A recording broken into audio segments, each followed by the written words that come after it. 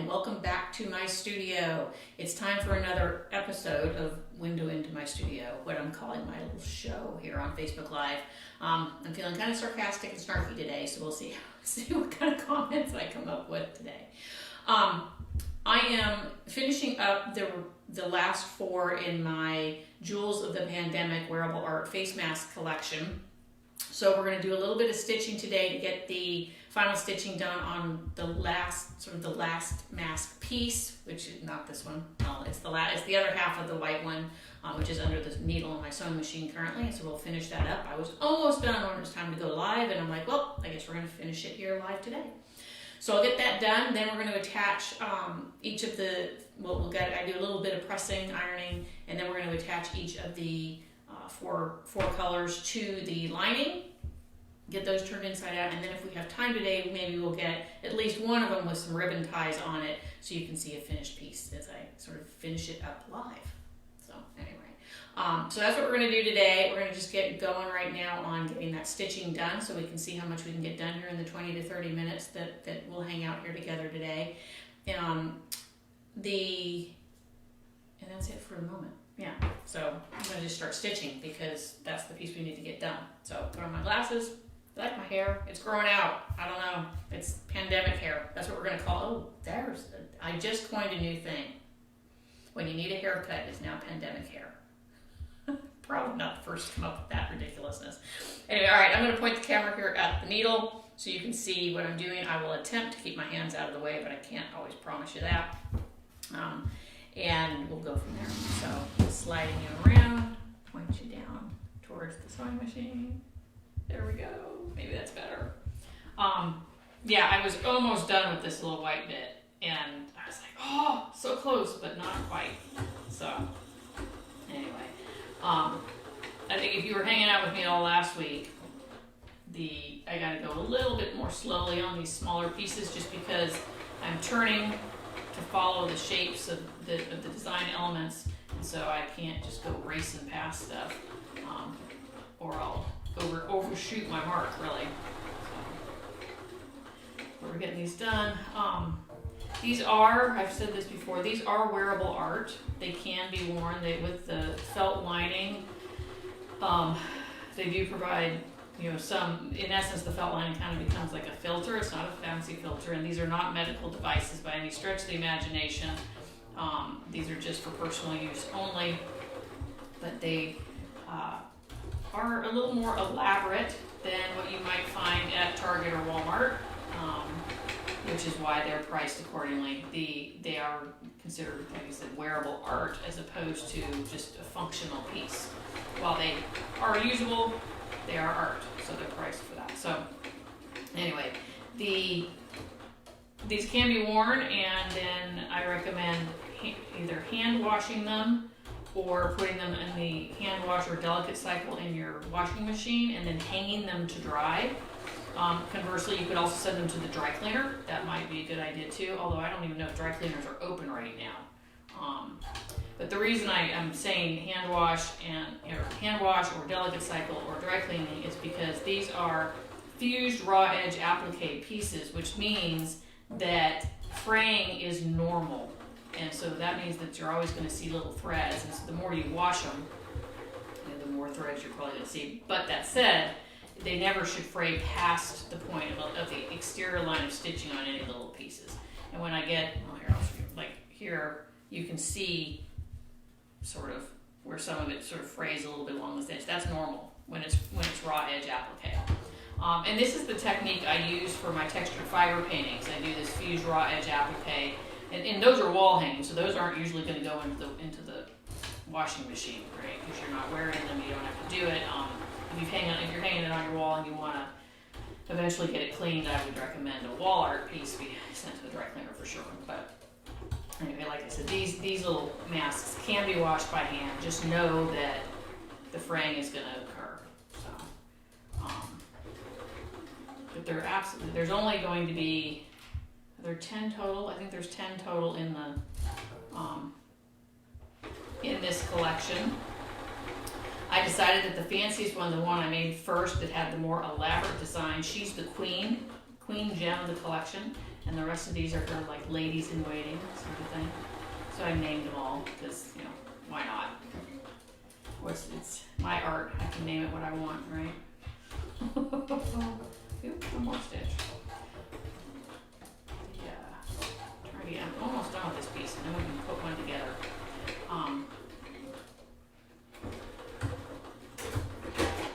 But I decided I'm making these little masks because I had, and I said this in my weekly article and video that I send to my email list, that I had about three different friends from shortly after the pandemic started to very recently suggest I make masks using my particular style of making art.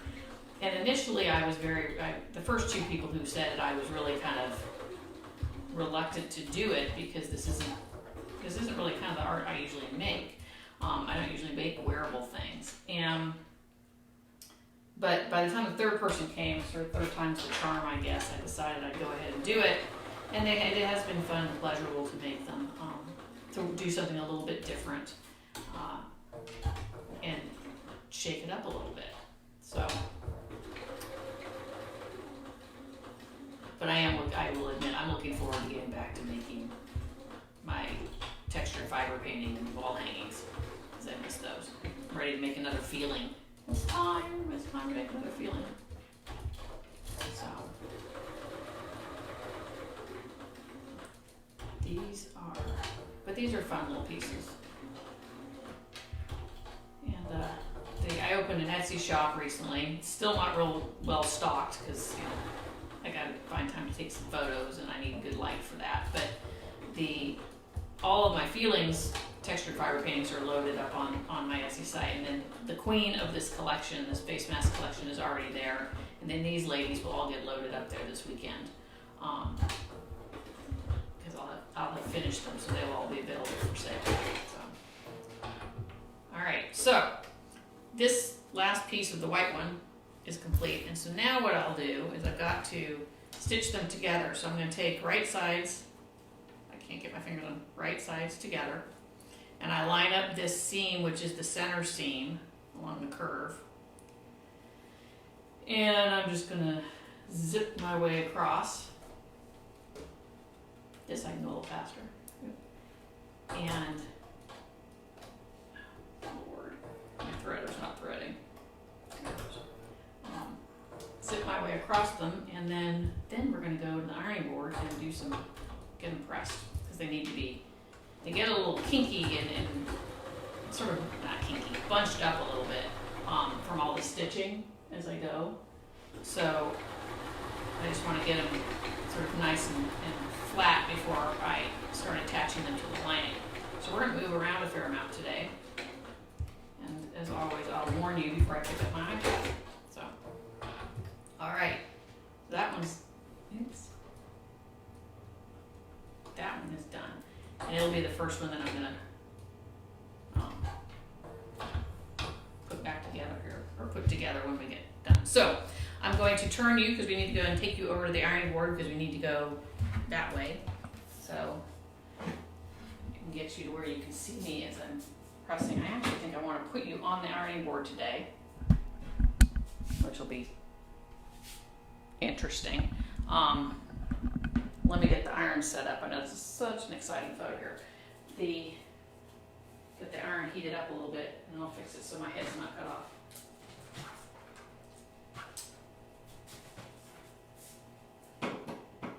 And so I don't trip over the cord. So I'm going to put you kind of like here. Let's see what we can do to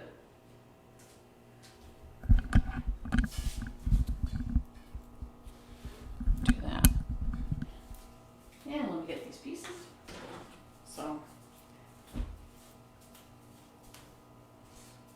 what I've done was these were already finished and stitched together, so they've already been turned inside out, or right side out rather. And I just want to give them a little quick press, just to kind of, they get sort of like warped, right? So we just want to straighten out the warp. And I'm not going to press where it curves so much, because that I need it to curve. But I still want to get them just a little bit. Sometimes I do it this way. Actually, that's not a bad idea. I'm going to do them this way.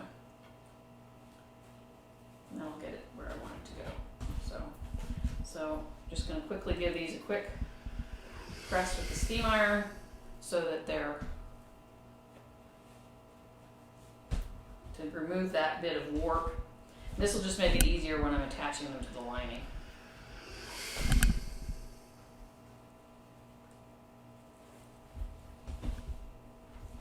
Because it doesn't need much.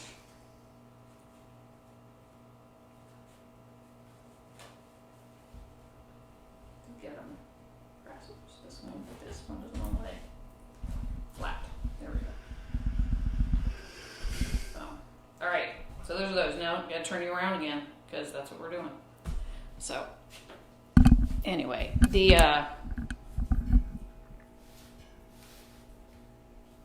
carry you over to here.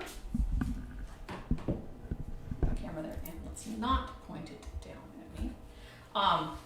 So I'm going to take these and these linings, and now what I need to do is put these two pieces, each of these, again right sides together. So I want to take this one, and then I need to turn the linings inside out as well so that the seam is on the inside.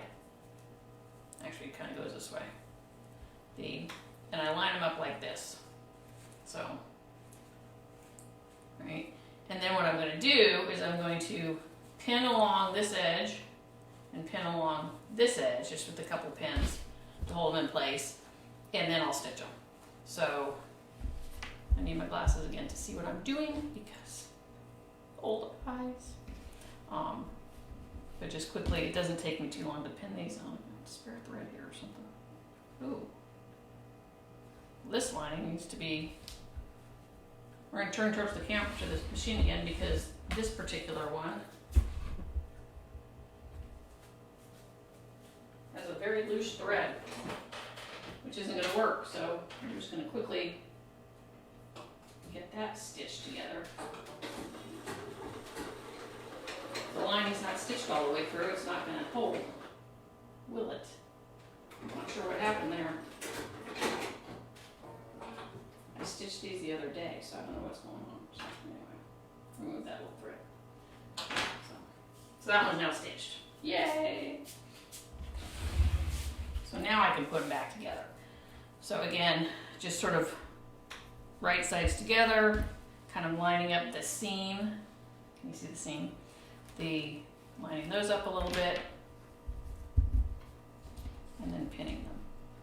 This isn't rocket science, so. And then one of the things I'm doing is I try to get the seams to kind of go the opposite direction from each other. Move my pin so I'm not sticking my hand in the camera. Just because when I flip them around, it makes it a little easier to. They lay a little better. So.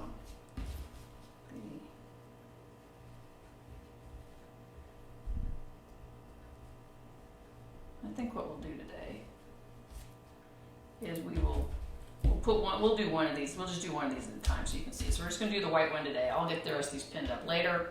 And we're going to go ahead and stitch this one, turn it inside out, get some ribbon on it, and then you can see me finish a full one in today's session. So again, we're going to go back to the sewing machine.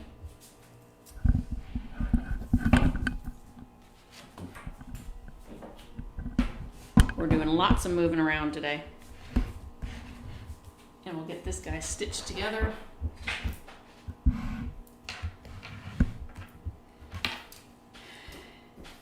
And go from there. Oops.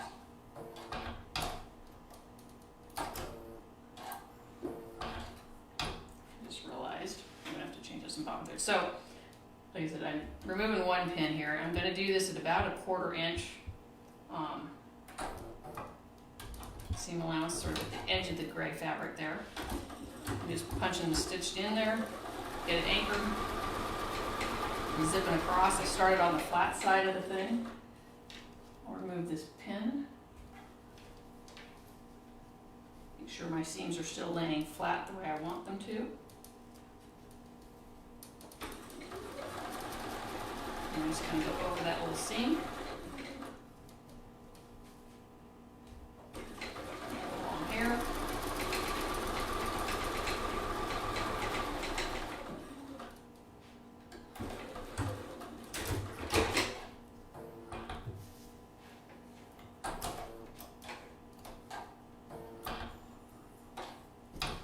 And then we'll do the curved side.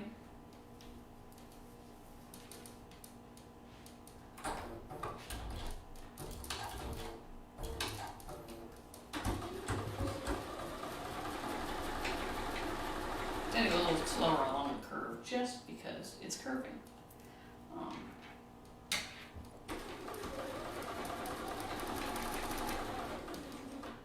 You're kind of shoving your hands into the machine as you're doing it too, so that's another reason to kind of be slow and careful.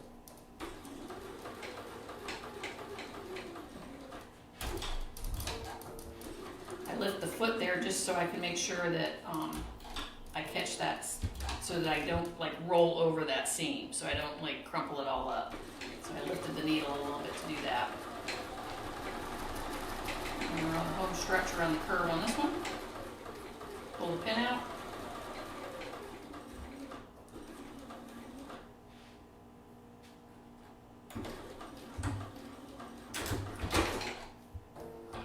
All right, so this one is now stitched together.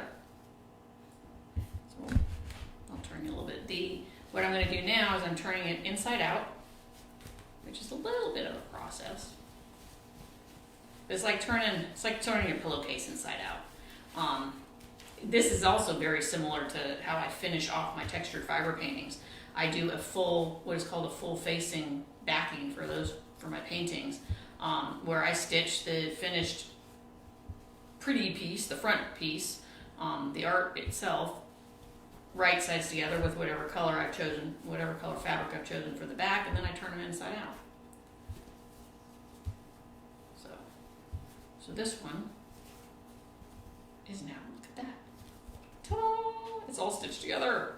So I'm going to give this a little press too. We've got to finish up some seams rather. I've got to fold these edges. I need to fold the raw edges over. I'll press them down so that they stay, and then we'll attach the ribbon to them. So that's the next step. So we're going to move you again. So I'll step out of camera and get some things. I'm going to get you turned around is what I'm doing here. So, all right. Turn you back towards at least the ironing board, at least. Get you over there in a minute. Throw that up there. We'll put this back on the ironing board.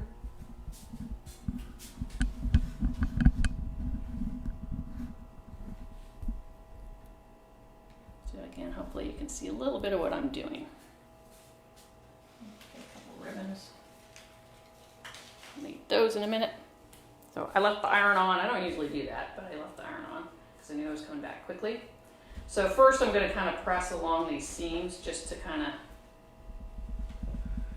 flatten them out a little bit. To kind of get them to line up properly. You do see a little bit of the, of the lining with these, but that's, again, it's part of it. It's harder to get the curves. I actually have, my hands are in the way. Sorry, I have, where I set up the iPad is usually where I press the edges of these, but we're just going to do it this way. I usually use the corner of or the pointy end of the ironing board to do this. Anyway, so that's now kind of pressed flat. So then in the process of doing that, it's sort of folded over a couple of these little edges. So I'm going to do this. And the trick here is just to not burn yourself. Because I had to hold that little piece down. So hold that little piece down, and then I move my hand real fast because I don't want to burn myself. And then I'm folding this little edge over to give myself a finished, basically to finish off the edge. This one didn't fold quite as much as I wanted, so let's pull that in a little more. I'm going to put the tip of the iron there as I fold over the rest of it. And then I'm just sort of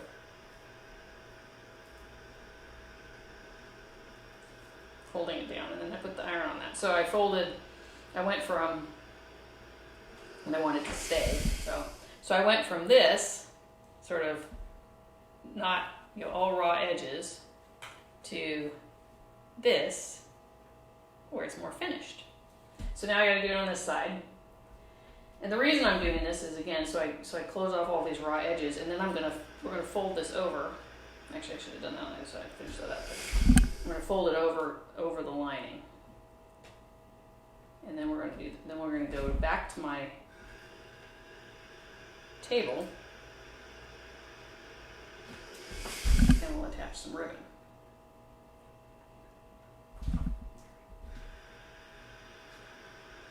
As you might imagine, the steam is very, very hot, which is why I keep sort of pulling my hand out of the way. I'm doing it partly to keep my hand out of the camera, because you didn't pop on just to watch my hand, and also so I don't burn myself. But then I'm going to roll that edge over. Oh, ooh, it's hot. That's why I didn't do it last time. And I'm going to press it to here. So again, all those finished edges, or all those raw edges, are finished and hidden. Do this side. So this is what I did now. I folded it over. See?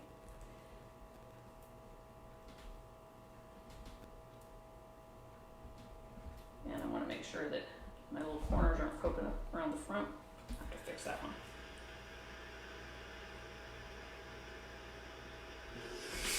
And in essence, you're letting the steam do all the work there. That one I'll have to manhandle. That one I want to do this I want to adjust a little bit, because that corner is sticking up a little bit, and I don't want that to happen when I have the ribbon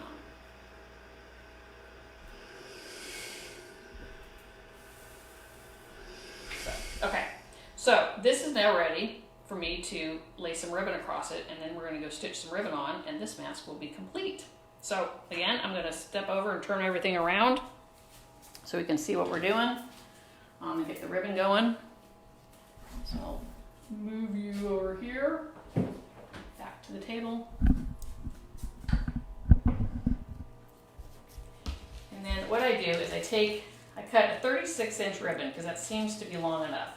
I used 36-inch when I made my original very simple versions of these, no fancy designs on them, just a more utilitarian version. I used a 36-inch ribbon. I'm folding it in half there and pinching it so that I can kind of use that as my guide to sort of to center it as best I can on the back before I stitch it. But anyway, my point is that 36 inches seems to work even on my guy's head. And he's a 6'2" guy, so you know, I won't say he's got a giant head, but he's got a proportionate head. And if he can tie it around his head with some extra on the end to tie it in a bow, then I think most people could. I need my pins. So now what I'll do is I'm taking this ribbon that I folded in half, and I'm laying it just over what I just folded down. And then I'm pinning it to that folded edge. So now I'll do it on this side. So you can see here what I did, I pinned it. Just find this ribbon likes to curl on me. It's actually a floral ribbon I found. Every one of the jewels of the pandemic masks has purple ribbon. The queen has a very thin ribbon. The ladies all have this thicker ribbon. So, all right, so that's done. Now we've got to go back to the sewing machine. Doing a lot of bouncing around today. So,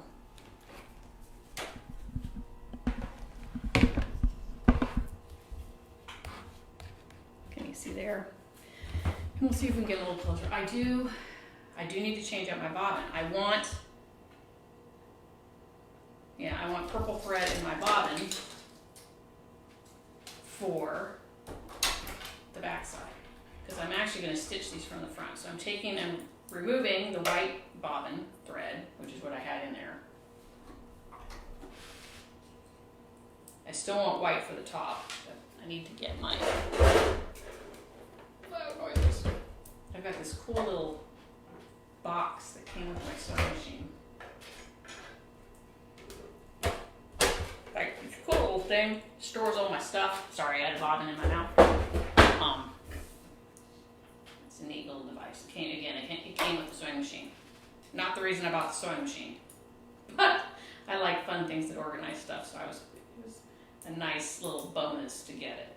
So I have now swapped out the bobbin thread for purple. Get my little tray back on here. And actually I pinned these backwards. I meant to pin these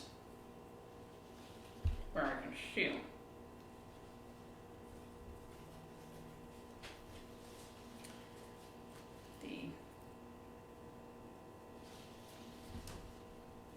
Because I'm going to stitch on the exterior of the mask rather than the inside of the mask. So we'll fix the other side here in a second. So get this ready. Let's see how close I can get you. Let's see what I'm doing here. So I need to be very careful that that my ribbon is laying flat, primarily so that I don't stitch like an end into it.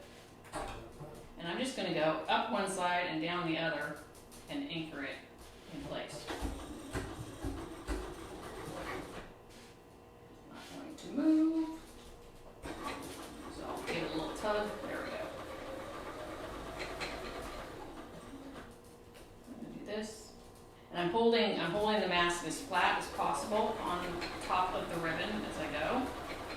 And when I get to the top, I'm going to turn and pivot.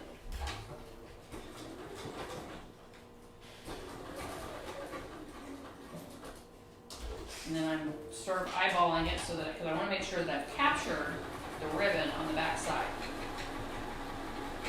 We're going to have to check this when I'm done with it. Every once in a while I got to go back and do another line of stitching. And turn one more time.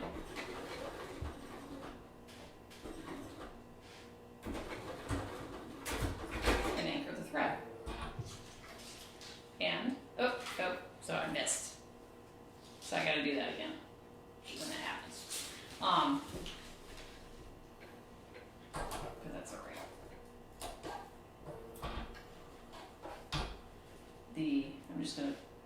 This time I'll just go straight down. One more line of stitching. Again, it's not wanting to move. But the whole point is I just want to make sure that ribbon's anchored, so that's not going anywhere.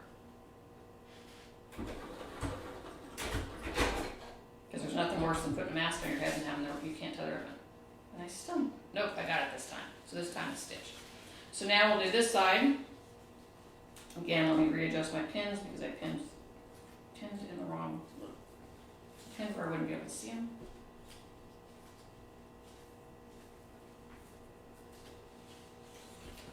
Again, line in. I rethread my needle every time I start a new line or start a new section of stitching because it allows me to because the original stitch is like an anchoring stitch. So alright, so I've placed it, my ribbon's underneath it, keep going. This time it's feeding through beautifully. Much better. I'm just going to remove this pin right now and hold this steady and straight.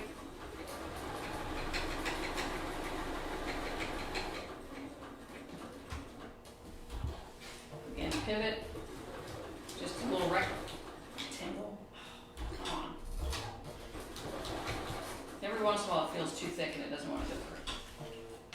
Which is what was happening right there.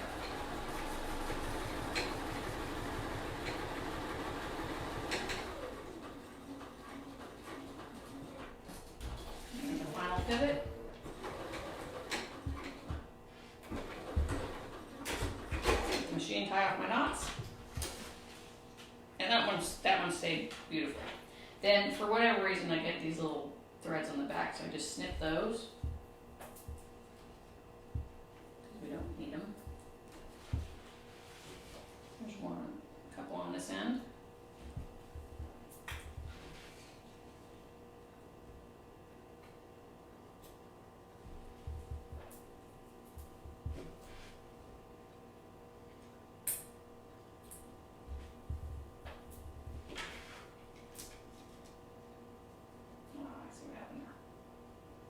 Just trim some threads here, people.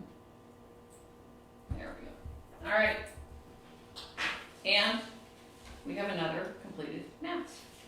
Ta-da! Grab it. So I'm going to go back to the table one more time. We're going to call it a day today. And we'll kind of share what's going on here. So I'm going to back you up just a little bit so that I can fold you up and see you. I was barely on camera today. How awesome was that? Oh, I've taken to entertaining myself by talking to myself a lot here at home in this pandemic. So anyway, this one is Lady Moonstone, and she's one of the jewels of the pandemic wearable art mask collection. And she's going to be available for sale on my Etsy shop here. Probably by the end of the weekend, I'll get her up there, photographed and posted. This mask is $150.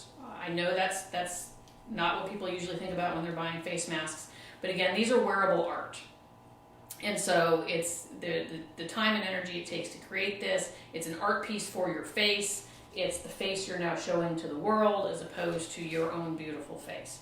So they are a little bit more expensive. So the ladies all have this thicker ribbon on them to tie them around your head. The original queen, who is a more elaborate design, she's $250. This is Queen Amethyst. I decided to name them all after jewels because this is a jewel collection. So and again, I'm the artist. I can do as I choose with that. So anyway, so like I said, this one's done. I'm going to get the remaining 3 finished today. So Lady Onyx, Lady Emerald, Lady Sapphire. Get those all with their linings and their ribbons today, and that'll be done. And then this one was Lady Amber. The orange one was finished. Lady Topaz. Lady Ruby. And Lady Tourmaline. And that was 4, 5, 6, 7, 8, 9. I did make 10 total, but one of them is already Lady. I don't know what I'll call her. And it was another purple one, more of a lavender.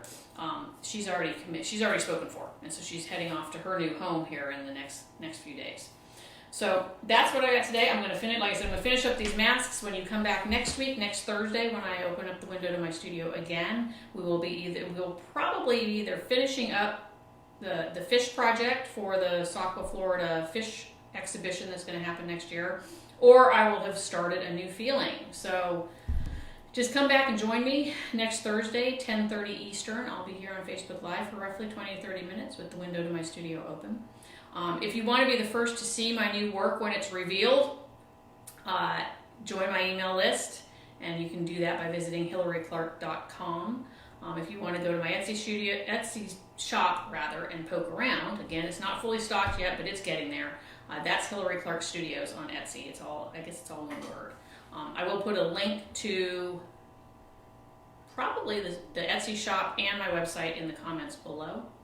So that's what I got for you today. Go enjoy the rest of your day. Stay safe, stay healthy, please. And we'll see you next week. Thank you again for joining me. Peace and love. Take care. Bye-bye.